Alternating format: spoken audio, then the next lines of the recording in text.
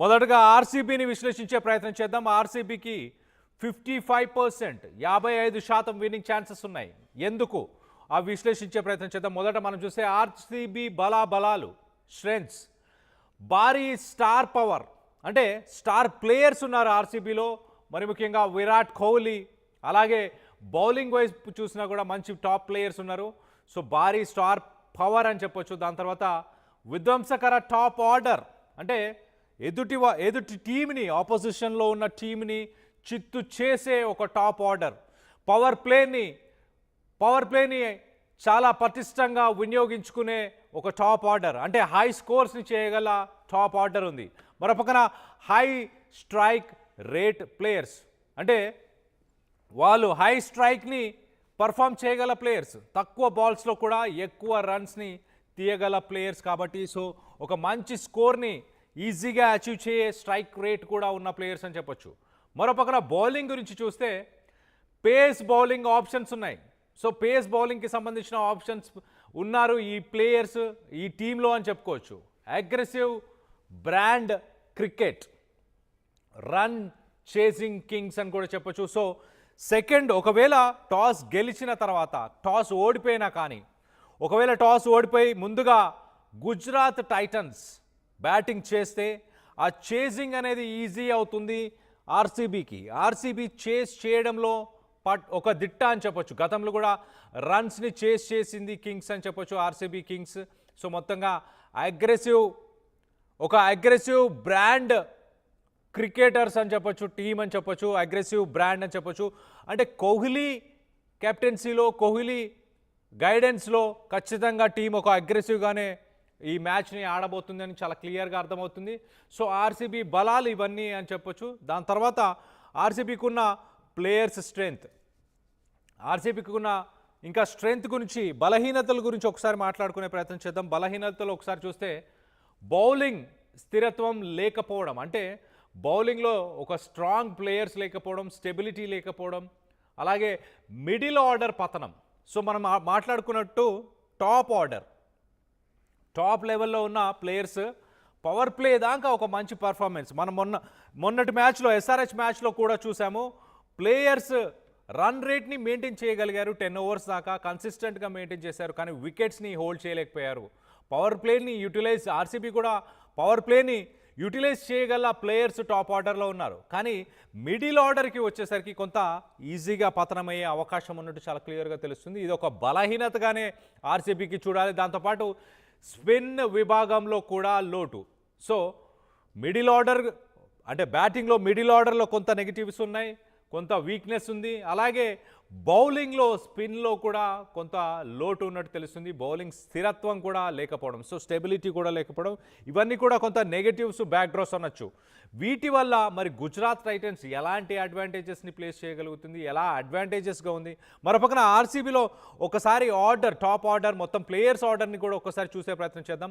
ఎవరెవరు ప్లేయర్స్ ఉన్నారు ఒకసారి వాళ్ళని కూడా క్షుణ్ణంగా పరిశీలించే ప్రయత్నం చేద్దాం. ముందుగా చూస్తే మనం విరాట్ కోహ్లీ, తర్వాత రజత్ పాటీదార్. సో విరాట్ కోహ్లీ అగ్రెసివ్, మరి విరాట్ కోహ్లీ ఎలా ఈ మ్యాచ్లో ఎలాంటి కాంట్రిబ్యూషన్ ఉండబోతుంది, మంచి స్కోర్ చేస్తాడా, లేకపోతే మంచి టీంకి గైడెన్స్ ఇచ్చే ప్రయత్నం చేస్తాడా, వాళ్ళ మెంటల్ ప్రెషర్ని తన మీదకి తీసుకొని తాను మ్యాచ్లో ఒక స్టెబిలిటీని, ఒక పిల్లర్గా ఆ ప్లేయర్స్ అందరికీ ఉండే అవకాశం ఉందా. మరో పక్కన టాప్ ఆర్డర్స్ ఒకసారి మనం చూస్తే రజత్ పాటీదార్, అలాగే Venkatesh Iyer, Phil Salt, Bhuvneshwar Kumar, Josh Hazlewood. So ఒక రకంగా టాప్ 5 ప్లేయర్స్ మనం చూసినా కూడా మంచి పర్ఫార్మర్స్ అని చెప్పొచ్చు. స్ట్రైక్ రేట్, హై స్కోర్స్ చేసే అవకాశం ఉంది. దాని తర్వాత ఒక నలుగురు ప్లేయర్ తర్వాత నుంచి మనం కొంత ఆల్రౌండర్స్గా కన్సిడర్ చేయొచ్చు ఒక రకంగా. సో టాప్ 6 ప్లేయర్స్ మనం చూస్తున్నాం ఇక్కడ స్క్రీన్ పైన, మంచి పర్ఫార్మర్స్ అని చెప్పొచ్చు. కానీ ఎంతమంది నిలదొక్కుంటారు, ఎవరు నిలదొక్కున్నా కూడా స్ట్రైక్ రేట్స్ కూడా ఈవెన్చువల్లీ చాలా హై స్ట్రైక్ రేట్స్ ఉన్నాయి. హై స్ట్రైక్ రేట్స్తోని మరి మంచి స్కోర్ని అచీవ్ చేస్తారా.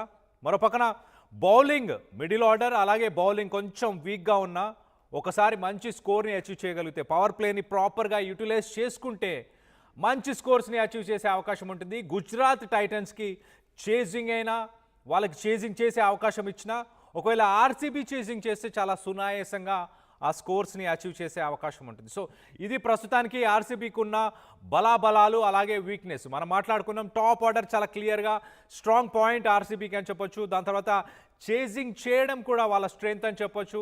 పవర్ ప్లేని మంచిగా యూటిలైజ్ చేసుకునే అవకాశం ఉంటుంది. మిడిల్ ఆర్డర్కి ఒక్కసారి మనం చూస్తే పతనం అయ్యే అవకాశం ఉంది. కొంత అన్స్టెబిలిటీ ఉంది, బౌలింగ్లో కొంత అన్స్టెబిలిటీ ఉంది. మళ్ళీ స్పిన్కి వచ్చేసి కూడా మంచి పర్ఫార్మెన్స్ లేకపోవడం, ఇవి నెగిటివ్స్గా చూడొచ్చు. ఓవరాల్గా ఆర్సీబీ పరిస్థితి అయితే ఇలా ఉంది. సర్వేస్ ప్రకారం, ఇప్పుడున్న సర్వేస్ ప్రకారం ఆర్సీబీ టైటిల్ గెలుచుకునే అవకాశం ఎక్కువ ఉన్నట్టు తెలుస్తుంది. 55% ఆర్సీబీ గెలిచే అవకాశం అంటూ స్టాట్స్ చెప్తున్నాయి. మరి గుజరాత్ టైటన్స్ ఎలాంటి సినారియోలో ఉంది? గుజరాత్ టైటన్స్ గతంలో కూడా ఒకసారి ఛాంపియన్షిప్ని వాళ్ళు కూడా అచీవ్ చేశారు, ఛాంపియన్షిప్ని కొట్టారు. మరి గుజరాత్ టైటన్స్ స్ట్రెంగ్స్, వీక్నెసెస్, మొదటగా బలాలు మాట్లాడుకునే ప్రయత్నం చేద్దాం. స్థిరమైన టాప్ ఆర్డర్, చాలా స్టేబుల్ టాప్ ఆర్డర్. ఆర్సీబీలో కూడా ఆల్మోస్ట్ టాప్ ఆర్డర్ చాలా స్టేబుల్, స్ట్రాంగ్ టాప్ ఆర్డర్ అని చెప్పొచ్చు. కానీ ఇక్కడ మిడిల్ ఆర్డర్ మనం చూస్తే బలమైన ఆల్రౌండర్స్ ఉన్నారు ఇక్కడ. సో దీనికి రెండు రకాలుగా, అంటే ఆల్రౌండర్స్ అంటే మనకు రెండు రకాలుగా పర్ఫామ్ చేస్తారు వాళ్ళు, అన్ని రకాలుగా ఆల్ రౌండర్స్ అని చెప్పొచ్చు. Okay, so batting, bowling, fielding మూడు వేస్లో కూడా ఆల్రౌండర్స్ గుజరాత్ టైటన్స్కి ఒక స్ట్రెంగ్త్గా నిలవబోతున్నారు. మళ్ళీ వరల్డ్ క్లాస్ స్పిన్నర్స్. ఆర్సీబీ దగ్గర ఏదైతే నెగటివ్ ఉందో గుజరాత్ టైటన్స్ దగ్గర అది పాజిటివ్గా మారింది. వరల్డ్ క్లాస్ స్పిన్నర్స్ గుజరాత్ దగ్గర ఉన్నారు. దాంతోపాటు డెత్ ఓవర్ స్పెషలిస్టులు ఉన్నారు. సో కొన్ని ఓవర్స్లో ఆర్సీబీ పైన ప్రెషర్ తీసుకువచ్చే ఛాన్సెస్ ఉంటుంది. టాప్ ఆర్డర్ పర్ఫామ్ చేయకపోతే మిడిల్ ఆర్డర్ ఉన్నప్పుడు ఆర్సీబీకి మిడిల్ ఆర్డర్ కొంత నెగిటివ్ అని చెప్పుకోవచ్చు.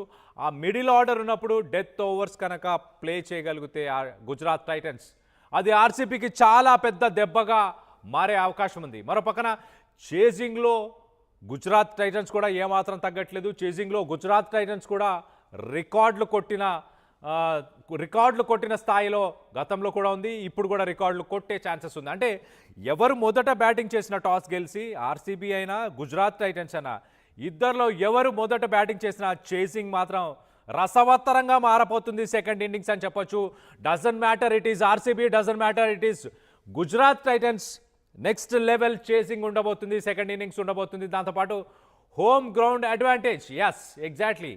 గుజరాత్ టైటన్స్ తన హోమ్ గ్రౌండ్లో ఈ మ్యాచ్ని ఆడబోతుంది కాబట్టి ఆ క్రౌడ్ నుంచి ఆ ఎనర్జీ, ఆ వైబ్ని ఆర్సీబీ ఫేస్ చేయాల్సిన అవసరం ఉంటుంది. ఒకవేళ ప్రెషర్లో మ్యాచ్ కొంత నెగిటివ్లో ఉంటే ఆర్సీబీ ఆ ప్రెషర్ని డైరెక్ట్గా ఫీల్ అయ్యే అవకాశం ఉంటుంది. బికాస్ వాళ్ళ హోమ్ గ్రౌండ్ కాదు కాబట్టి. అలాగే గుజరాత్ టైటన్స్ హోమ్ గ్రౌండ్ వల్ల గుజరాత్ టైటన్స్ ఆ అడ్వాంటేజ్ని ఫీల్ అవుతుంది.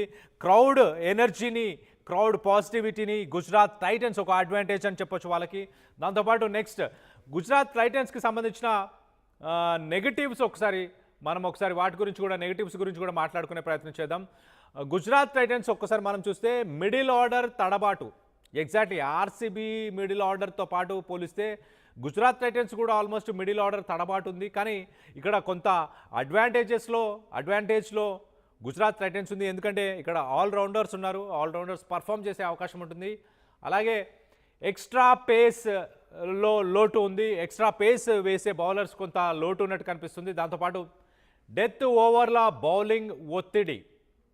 సో డెత్ ఓవర్స్ బౌలింగ్ వేయాలి అన్న ప్రెషర్ గుజరాత్ టైటన్స్కి ఒక నెగిటివ్గా మారబోతుంది అంటున్నారు. అలాగే కీలక ఆటగాళ్ళపైన ఆధారపడటం, అంటే మెయిన్గా కొంతమంది ప్లేయర్స్ పైనే గుజరాత్ టైటన్స్ ఎక్కువ డిపెండెన్స్ ఉంది. ఒకవేళ వాళ్ళు పర్ఫామ్ చేయలేకపోతే గుజరాత్ టైటన్స్కి అది పెద్ద బ్యాక్ డ్రాగా మారపోతుంది, చాలా క్లియర్గా తెలుస్తుంది. ఒకసారి గుజరాత్ టైటన్స్ ప్లేయర్స్ని కూడా ఒక్కసారి చూసే ప్రయత్నం చేద్దాం.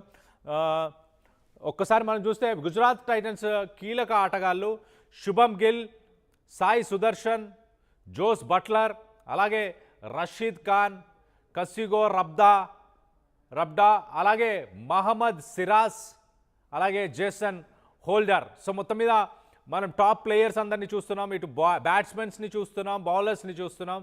7 ప్లేయర్స్ ఉన్నారు. ఆ 7 ప్లేయర్స్లో మరి శుభమ్ గిల్ కానీ, సాయి సుదర్శన్ కానీ ఇలాంటి టాప్ ప్లేయర్స్ ఒకవేళ పర్ఫామ్ చేయకపోతే గుజరాత్కి అది చాలా పెద్ద బ్యాక్ డ్రాగా మారపోతుంది. మరి బౌలింగ్లో మనం చూస్తే రషీద్ ఖాన్,